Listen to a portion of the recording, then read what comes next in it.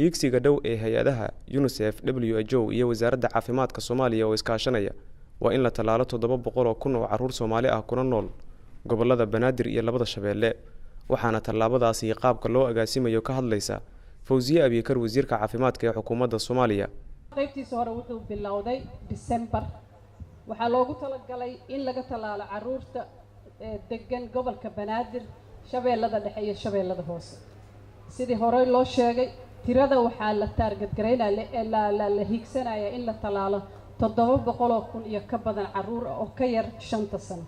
waa muhiimad Soomaaliya iyadoo wadan yar ah oo dagaalo iyo dhib caafimaad soo martay ayaa waxay ku guuleysatay in ay noqoto inay ka xirowdo cudurka dabaysha ilaa iyo ku dhawaad 4 sano.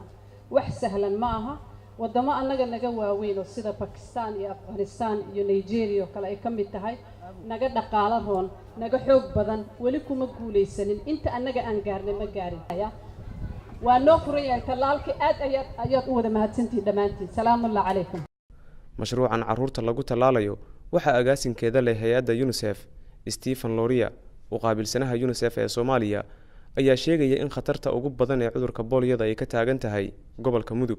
When the last case of polio was reported in Mudug region, it remains one of the kiisas ah cudurka dabaysha oo laga helay gobolka Mudug ayaa tilmaamaya khatarta booliyada, waana mid qasbaysa in tallaabadan aan sii joogteyno.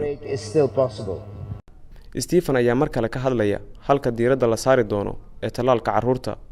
Polio campaign for which we are here today will target all the children up to 5 years. si gaar ah waxaa diiradda loo saarayaa carruurta 3 gobol ee kala ah Banaadir iyo labada Shabeelle, si gaar ahaaneedna kuwa aan weli tallaalka helin. Hay'adda dunida u qaabilsan caafimaadka ee WHO ayaa iyana ku rajo weyn in Soomaaliya laga dabar jaro cudurka booliyada, sida uu sheegayo Dr. Ubal oo u qaabilsan WHO Soomaaliya.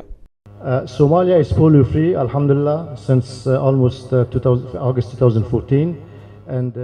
waxaan diyaar u nahay inaan qaadno tallaabo kasta oo fududeyn karta in laga adkaado oo la dabar jaro cudurka booliyada.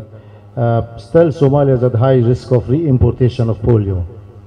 dhowaan war ka soo baxay WHO ayaa lagu sheegay in Soomaaliya la siin doono shahaado caddayn u ah in khatarta cudurka booliyada ay yaraatay 4 sano ee la soo dhaafay, laakiin hadalkaas waxaa burinaya khatarta cudurka booliyada ee laga soo sheegayo gobolka Mudug.